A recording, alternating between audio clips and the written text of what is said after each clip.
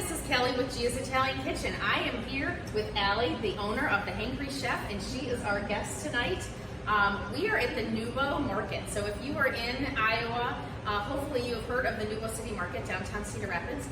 We're in this catering kitchen that you've probably been in here a lot with Kirkwood, right? Oh yeah, I was a mentor before I started doing classes here. Nouveau bought the kitchen, but yeah, I've taught cooking classes for a while. So this is a totally new environment that we are in, but it's very cool, and we have a live studio audience, so hopefully you're going to hear some whoop whoop from the studio audience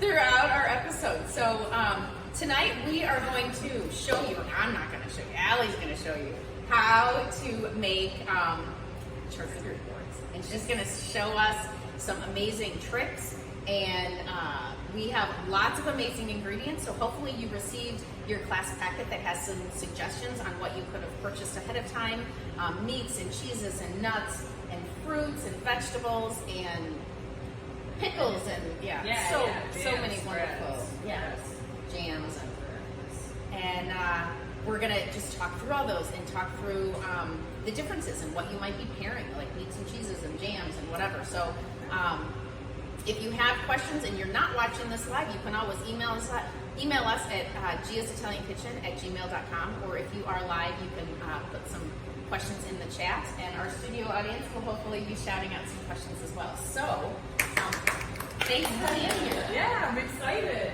Like, I actually use this cutting board over here. Okay. So I'm going to show you how I cut the cheeses. Usually when I teach these classes, I'll have them pre-cut and just show you different ways to display them. But we're going to do the whole thing here. So you're kind of bringing some of the ingredients to make our board tonight. So she's got her gorgeous board, and I've got mine from home. That's a little different shape, but hopefully I can pack a bunch of stuff on here. Oh yeah. So we're gonna make some of the ingredients for Bruce Orchestra. So if you've seen a prior post in our Facebook page, Bruce Orchestra is the season opener for Orchestra Iowa. So that is at the Bruce Mansion, just outside of downtown Cedar Rapids, and Allie is going to do something really special for us. Yeah. Or for them, I guess. Yeah, so I've got a menu that I made for that event. So I brought all the ingredients of what will come in those boxes or boards. But we'll also just talk generally about like what cheeses, meats, etc. I would put on a board, so you can just use your judgment and use what you have on hand. So, Awesome. first thing we got is unexpected cheddar. This is one of my new favorites. You can grab it at Trader Joe's. It's a nice mild cheese. So generally when I make a charcuterie board, depending on how many people I'll be feeding, I choose 3 to 8 cheeses, and about 75% of them will be more mild, customer-friendly cheeses, and then I like to throw a wild card in there. So this would be a crowd pleaser one because it has a mild flavor. This is a crumbly cheese though, so it's best to just break it apart into little chunks.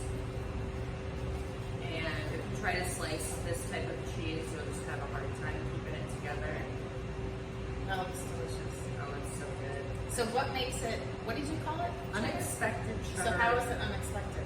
I don't know. People ask me that a lot. I'm like, I think it's a cute name, maybe, but it's like Parmesan cheddar mixed together, kind of, which is also why it's an easy crowd favorite.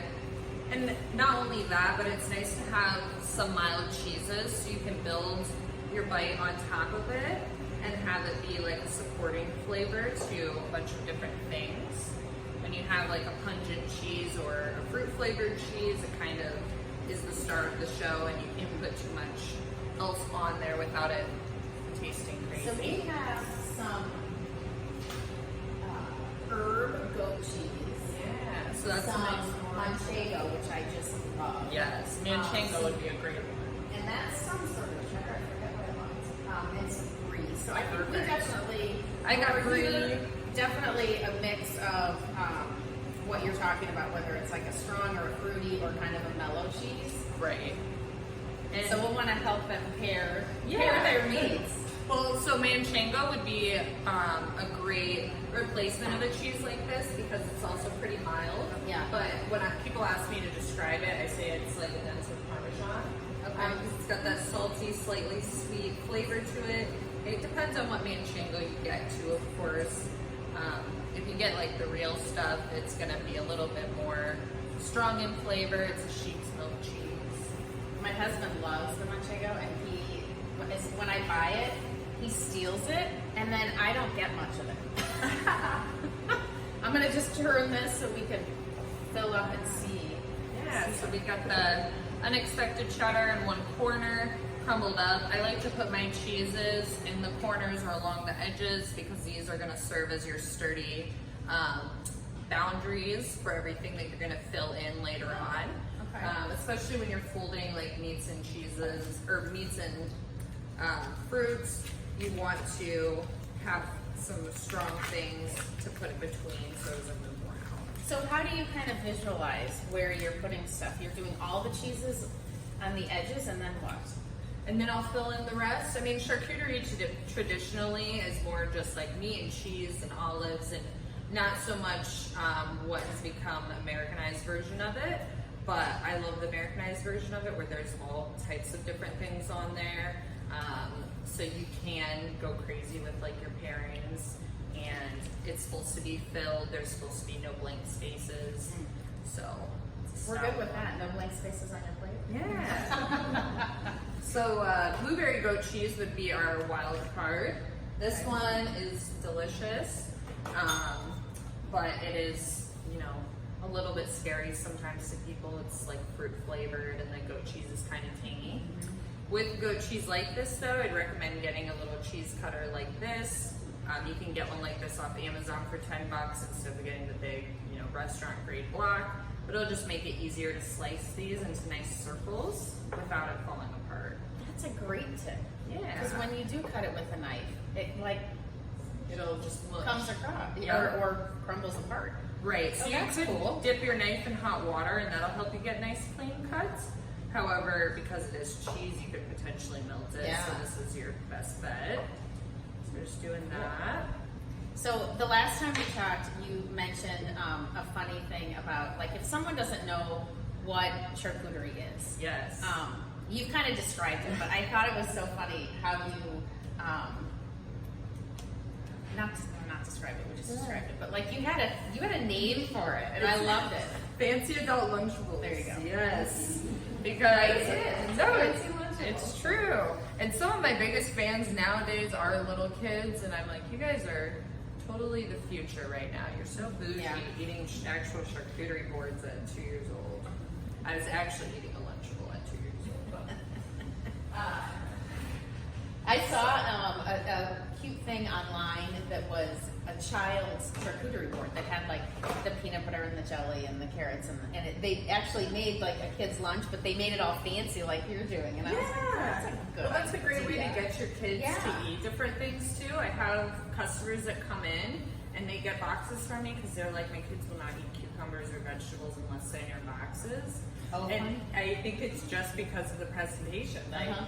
I mean, they like to eat with their eyes. Yeah. They play with their food. I mean, we're playing with our food, so we're acting like kids. That's awesome. I'm So, actually gonna what's snack next? some brie if I can.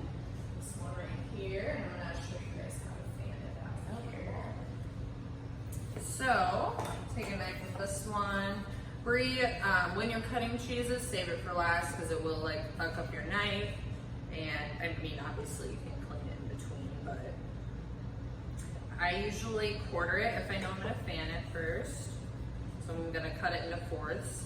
Another thing you can do is take this little cheese knife that I showed you, and you could cut it down the middle this way, and take the top part and use a cookie cutter to cut out something cute, fill it with jam, and then put the top lid back on, and then it'll pop out. That's fun. Yeah. So you're making a fan? Is that what you said? Yep, so we're gonna cut some wedges. Okay. That. And then we're gonna just overlap them. Go down like that. Oh, nice. Put them on the board. gonna do it in small clusters so I can cover my corners of my board, knowing that I'm gonna be filling it in here soon with things that can roll off the plate, or need to be held together without my fingers once I set them down. And these are kind of sticky, so these aren't going anywhere. Exactly. Yeah. Yep, Okay, yep. got it.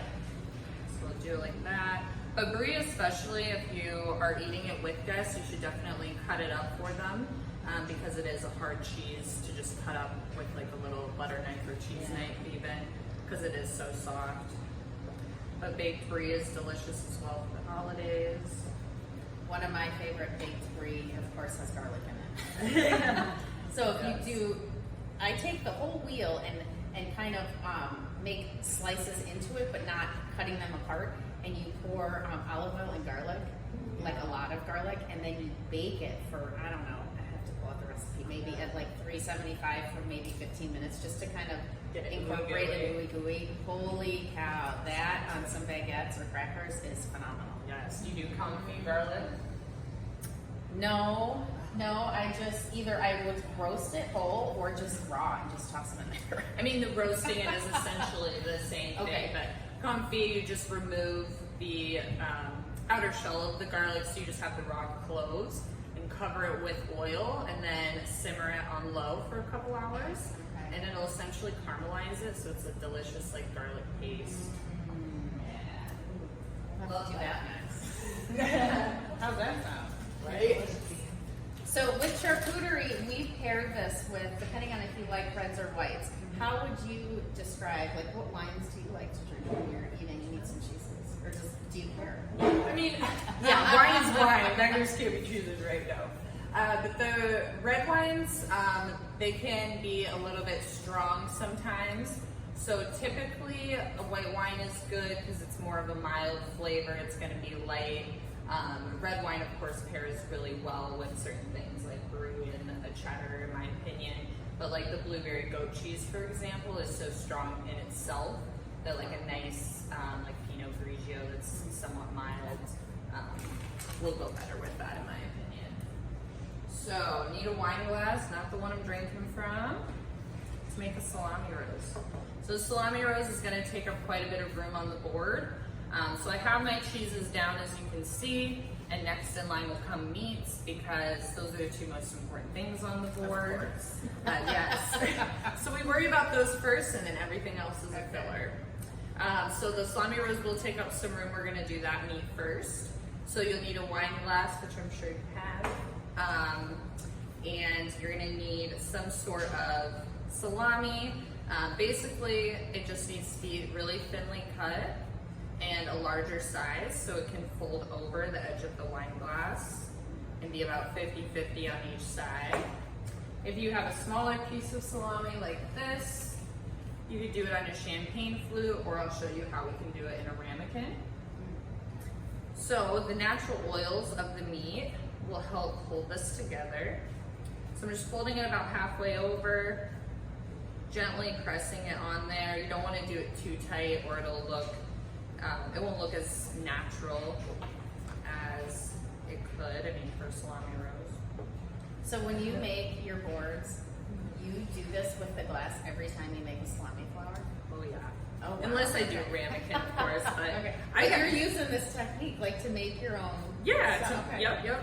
I think it's the easiest way, and it looks the most realistic. Okay. Of course, I prefer wine glasses that have a smaller top. It makes for a better rose. But you could do a champagne flute as well. And you're doubling it up? Yep, Okay. so the wider the mouth of the wine glass is, the more salami you'll need to kind of fill it in and make sure it looks nice and like an actual flour. Oh, so you're thinking about the middle part by doubling up. Okay. Yeah, because I don't want the middle to be like a giant gaping Got it. hole. Okay. So you could do this, minimum you need 10 slices. Oh, wow. Maximum is about like 10. But contrary to what you might think, they are easy to eat off of as well. So you just pull the petals from the outside and it'll maintain its shape really until you get to the center. So it'll last for most of your dinner party. This is a big buildup. Oh yeah. to see what the I love it. That's the ooh moment when I flip it over in my hand and you'll see it looks like something. So you keep doing it until the hole just gets smaller.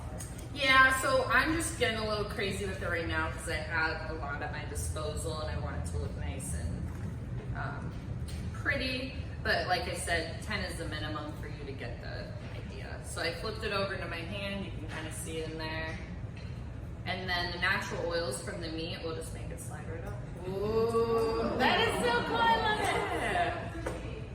Yeah. So anyone can do this. It's super easy. Anyone can do it. I think so. I think that's the easiest one. But Oh my gosh, that's so yeah. cool. Nice. That's a huge flower. Yeah. Well, it's a cute touch too, especially in the holidays. And depending on how many people you have, I mean, that's more. I'm sure you could do a couple of them and still need more meat for people. So how about prosciutto? Can you make some sort of, because that's a lot you more can. difficult to work with. Yeah. Do you use that? So prosciutto, you would just like roll it in half and then roll it up, which I have some here. that Here, I I'll have show some you. right here. So this is the one thing I will say with prosciutto. If you are going to be designing anything with it, put it in the fridge or the freezer until the very last minute because the stiffer it is, the easier it'll be to work with. So when it's at room temperature, it might be a little harder for you to mess with if you're trying to do a design at least. So I have this nice prosciutto. I really like this thickness that they have this cut at. Can I use your Yeah, definitely. So I'm gonna pull off a sheet. So my go-to is fanning prosciutto. So you'll just go on top of itself and then underneath. It's kind of a go backwards, forwards, you know? And then you pinch it in the middle and you get this little fan. And because these cured meats have natural oils to them, the way you hold them, pinch them, shove them where they need to go, they're gonna stay in place. I'm gonna put it right here between two sturdy things so it'll stand up straight and you'll get that fan effect. Okay, mine doesn't look like yours. Try it with this one. This one. How did you fan that? I tried doing that. Okay, Well, this, try that again. just because it's cold, it'll be easier to work with. Okay. So on top of itself, and then back underneath. Yeah. Okay. And back on top. Yep, you got it. And just do that till you're all the way down. Okay. Yep. And then this one, it's my clothes are a little oily, but So are you holding it in the middle or on the bottom? kind of in the middle Oh. slash bottom, more towards the bottom, just so you can allow the top part to be loose and fan itself out. Yeah. No, but you got it. So not what yours looks like. That's awesome. Okay. Yeah. Okay, there's Kelly's fan. Okay. The flavor It's is all stood that up. matters. It's cute. stood up. Yes. So if you wanted to do like a roast with this, this is going to be a more tedious roast, but you can fold it in half. What is that, hot dog style? Ah, Bad. okay. And then just roll it up. That. This is going to be the center of our roast. Then you take another piece, do the same thing, fold it in half hot dog style. And then you're going to take your middle piece. Flip this over. Take your middle piece, put it in the center of your new one. Oh, Roll it around. Let's do the open edge though out to the top because that's what your petals are going to be.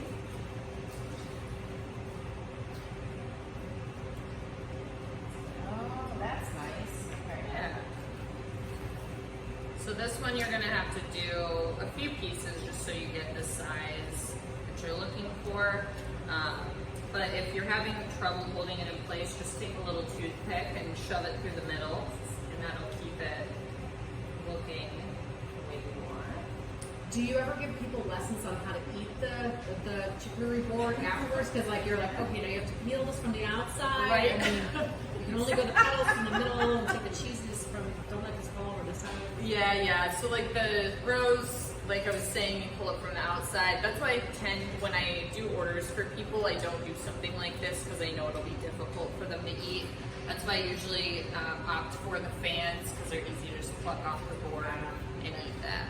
But, I mean, you can keep rolling it around, but you get the idea. You can do that one. They're really cute on skewers, like I said. That's pretty. Yeah. That looks like a tulip. Yeah, so, you know, little flower effects. I'm trying to see. I know I had a ramekin. Is it this here? Yeah. So this is the last way I'll show you how to do a little rose. This is the one you can do with the smaller cuts of salami. So we're gonna layer them on top of each other. So about halfway. And we're gonna do 6 of those in a row. This ramekin's a little bit bigger than what I usually use, so in this case I'm gonna do more, but a standard 2-ounce ramekin, 6 pieces across would be plenty. So you have them all lined up, slightly overlapping. You're gonna take it and fold it in half.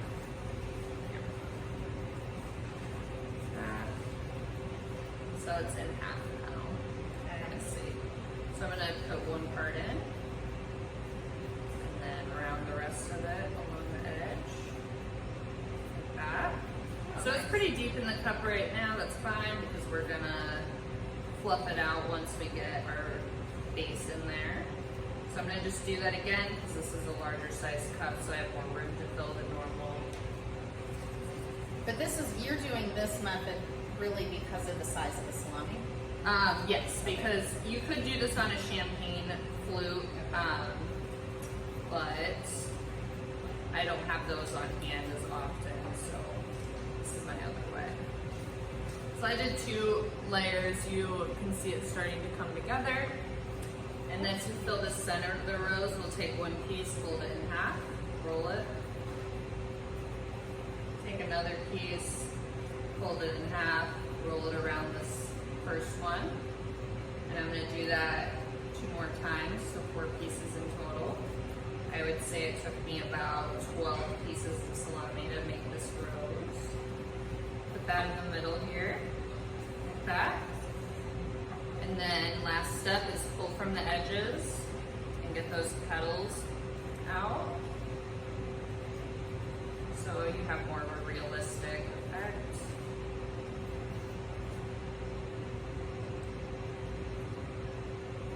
And because I overlap them slightly when I was rolling them, that's gonna help them to stay together and not completely fall apart when I need to eat them. Nice. Yeah. And then once we get all the other food around the edges, you won't be able to tell it's like all the way in. So, yeah. Nice. So that's 3 different ways. This one's very pretty. Yeah. And then the way I usually do salami is I will make salami rivers. So you just take your smaller pieces, fold it in half, and then in half again. And so you're quartering them. You're gonna take your pointer and your thumb to hold it together, and then continue to add pieces on. So quartering it. What are you making? A salami river. River. Yeah. So we're gonna keep pinching them together. Get rid of that straggler. And that's why the sturdy cheese or points on the board is important, because once my pointer finger and thumb are gone here, it'll unravel itself unless I have 2 things to put it in between. So that's a little classic salami river. And you can just keep adding it on. But for now, we'll just put that between the brie and the goat cheese, and they're gonna hold it together the way I want them to look. Nice. So I'll do that again with the black pepper salami quickly. I pulled a lot of salami, so I did this pretty quickly. Salami's your favorite. Yes, it is.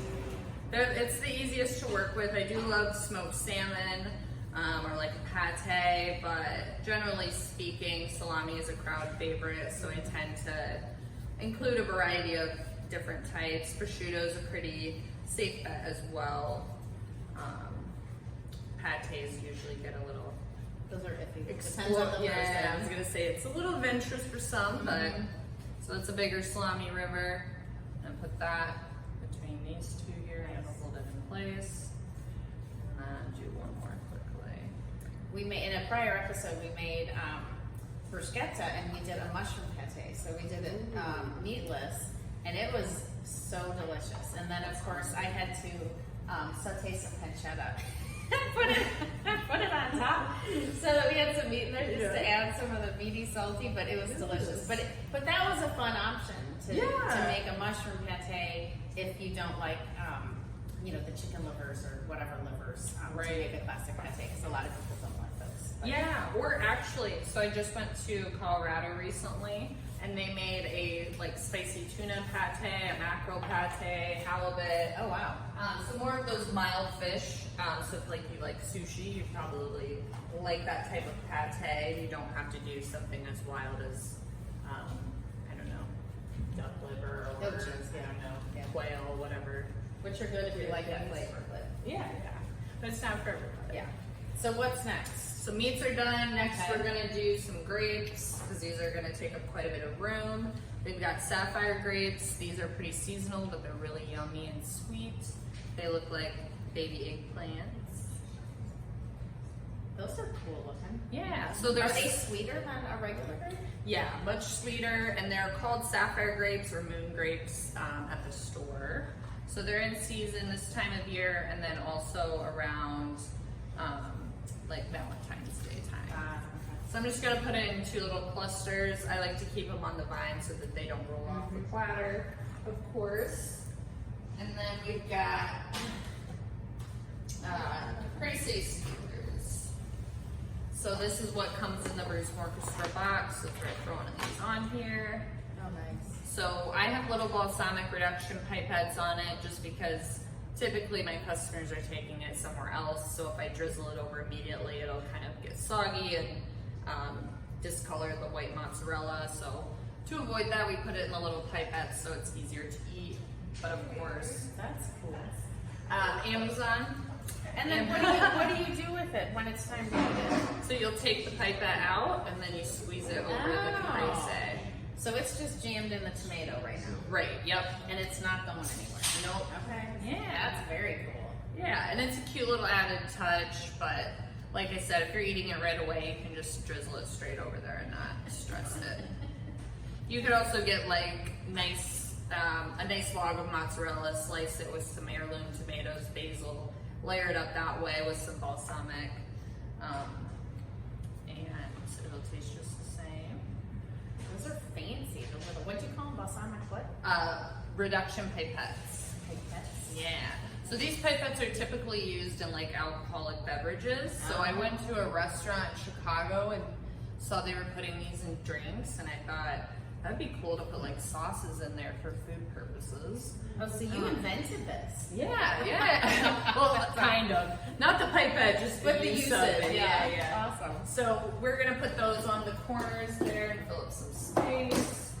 And then next we're gonna do cucumber. So we start with meat and cheeses. We're gonna want a couple types of fruits, couple types of vegetables, some nuts or dried fruits, jams, spreads, things like that. And you make some of your own jams, don't you? I do, and spreads. So we've got whipped feta. This is delicious on its own, but it's also a nice salty, mild spread to put on your cracker before you add other things on there. So it might be a little too much for that bowl. Press it in there. Give it a nice little. So what else is in there? Or did you just... So this whipped feta is easy to do. You just crumble up the feta. I put it in my mixing bowl because I make a lot, but you could just put it in like a food processor. And it's just feta, cream cheese, equal parts, a tiny bit of cream just to loosen it up a little bit, and then I do black pepper so that the feta flavor really stands out. And it's nice because you can literally just eat that as is on a cracker. Oh It's yeah, delicious. that sounds delicious. Yeah. So we got And it's a that. better way to have the feta, because you wouldn't want to put the feta on the board because it would just go all over the place. And you right? can put it on a cracker either because it would just roll off your cracker. And That's true, Don't too. put anything else on top of it. So I think about the way my customers are going to eat it, and if you're having guests over, you know, just think about how it's easiest for them to enjoy it. And that's also like cutting up grapes into smaller clusters so people aren't sitting there like trying to rip off a giant bushel of it. So then we got cucumbers. I'm just doing little slices, and I just like to do this the classic way. Just take a couple, fan them out, and put them in different places. You can keep all of your items to one section, but I like to spread it out a little bit so the color is spread out. It looks beautiful having all the colors in different places. Yes. So like I know I'm gonna have a lot of red and purple things. I'll pick green grapes, or like always try and get all the colors I can. Yeah. So just do that. So how many vegetables typically? So vegetables, I do, like for one this size, I'm gonna have 2 to 3 vegetables, Okay. 2 to 3 fruits. I count the caprese skewer as a vegetable because it's cherry tomatoes and basil. Yeah. Oh, these. Remember these? So we, so we got these from the Chicago, suburb of Chicago Farmers Market. And they have this, so they're golden berries? What do you call them? Ground cherries, yeah. Gooseberry. But they have this little paper on them. And then you take the paper off, and they look like little baby Cherry tomato. Yeah, but you described them to me once as like a, Pineapple and Sprite is how it tasted Yeah. like me, Yeah. to me the first time I had it.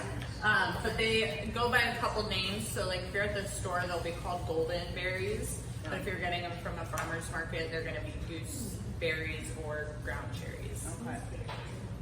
So I got some Those are pretty apricot nice. jam here too. I'm gonna put on the board in one of my blank spaces. Did you make that? I did.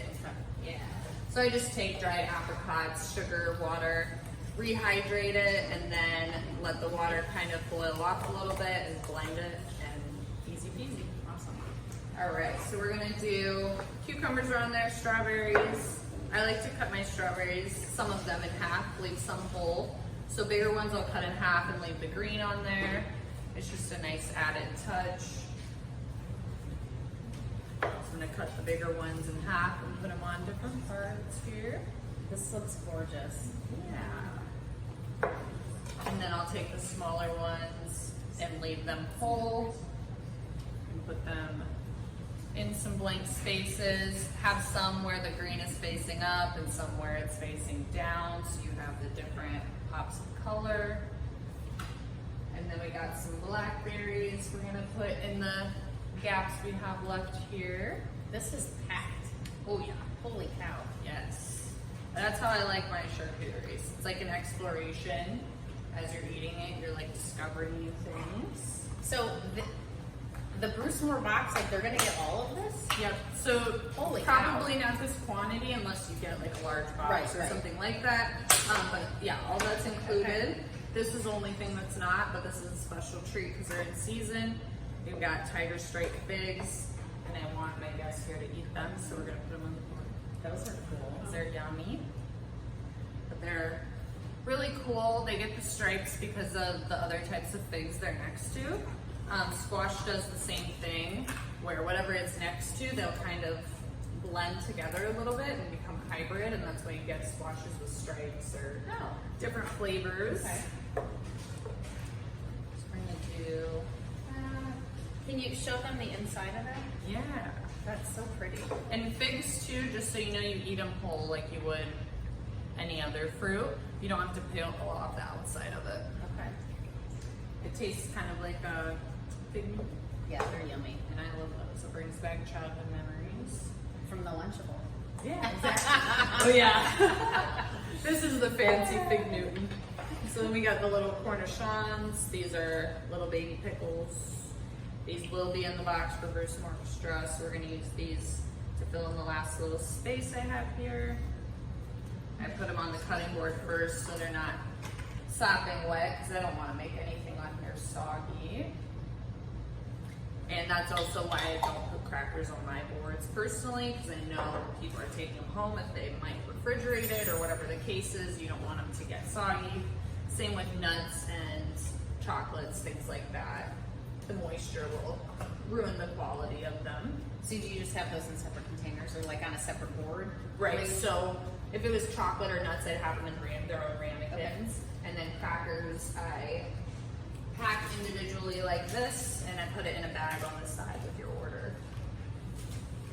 All right. So lastly, I'm gonna put a couple dried apricots on here, just because we have the apricot jam on there. It's a nice added touch. And last but not least, this is not necessary. It's just what I like to do. Some edible flowers. do you really eat them? edible? Yeah. So these ones, so I have a hydroponics farm that's currently growing all of my edible flowers, but they just started up. So we've been working together for a year now, and they're starting to get blooms now. Oh, wow. So right now these ones don't have like any flavor; they'll taste like grass. But they're pretty. Yes, but when I get my flowers from them, will have different flavors. Some will taste like pepper, some will taste like lemon, mint, bunch of cool things like that. All right. Beautiful. So there you have it. That is, there's no space left. No. Holy cow. I wish I could show you, but it'll Yeah, topple don't over you like know? our first video. So you where get would it. you start? Where would you start, and what would you pair with what? Like to make a bite? Okay, so first, my current favorite is the whipped feta on the raisin olive crackers, which we have right here. I see. So these little guys you can get from Trader Joe's, because it has a little sweetness in there, and then the saltiness from the whipped feta. And then I would put black pepper salami on there because it's kind of spicy. So you're getting the sweet, spicy, and savory mix. Okay. I mean, I'm gonna make one. yeah. In general, like there's a flavor wheel of sweet, salty, umami, bitter, and so you're kind of trying to hit all of those notes with every bite that you make. I don't want to mess this up. How do I take Mess one? Okay, just You're good. just take one. No, we'll take one. Perfect. And I got a little bit of the flowers. Okay, there's one. Okay. Perfect. And then the next one I would do, let me get my flatbread or my baguette here.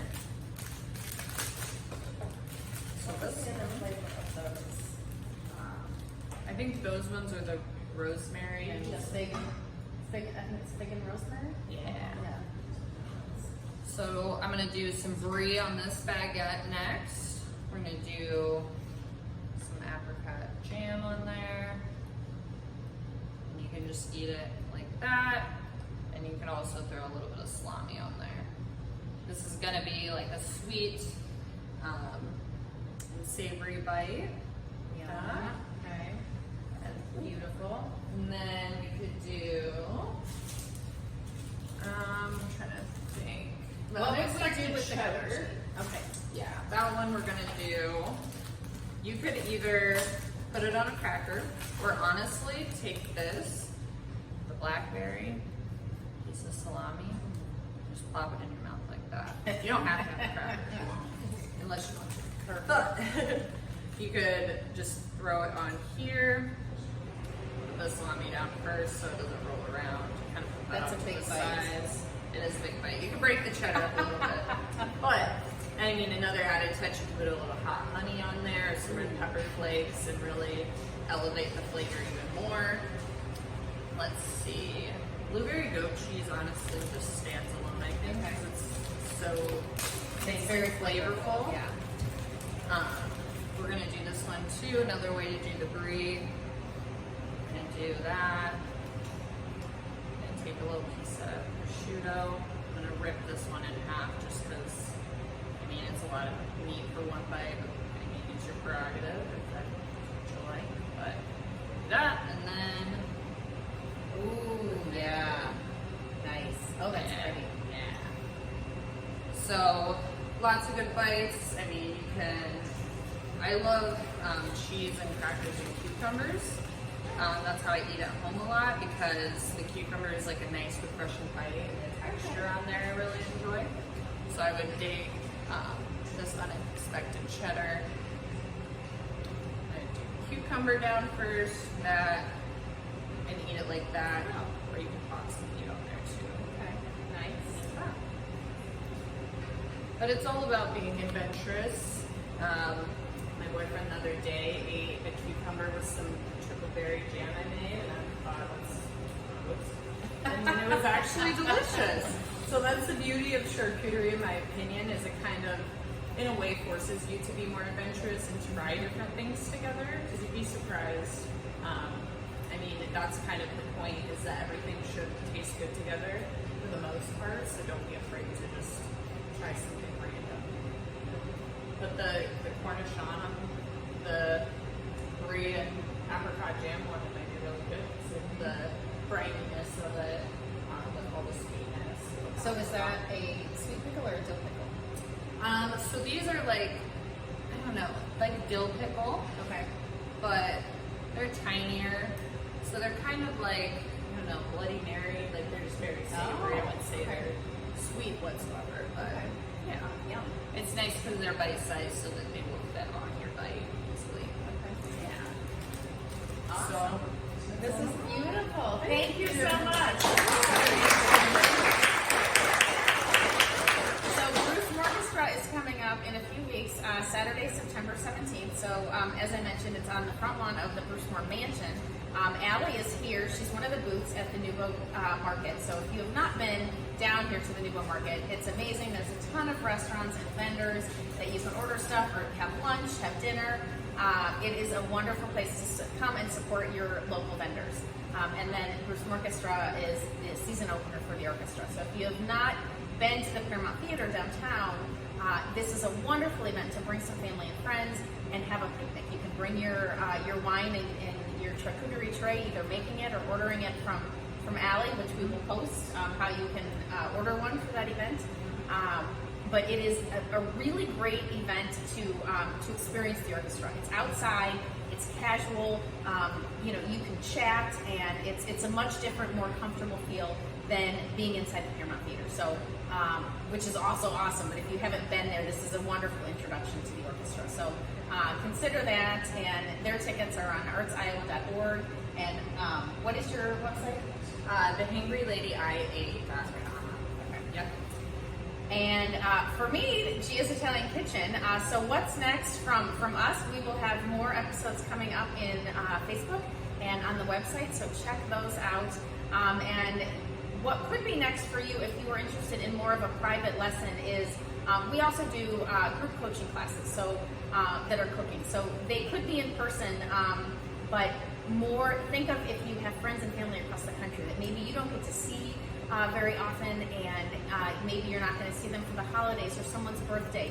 We can do a private cooking class where you zoom into my website and we do a menu that you create, and your audio and video is on so that you can chat, and it's a private dinner party, and we're making dinner and you're chatting with your sister and your friends or whatever across the country. So that's our private group cooking class. So that's on our website with a little more information. giasitaliankitchen.biz, B-I-Z, so check that out. Thank you so much. Yeah, this has been awesome and beautiful. Post some questions in the chat in Facebook, or send us any questions over email, giasitaliankitchen@gmail.com. Yes. Thanks, Allie. Yeah. Let's get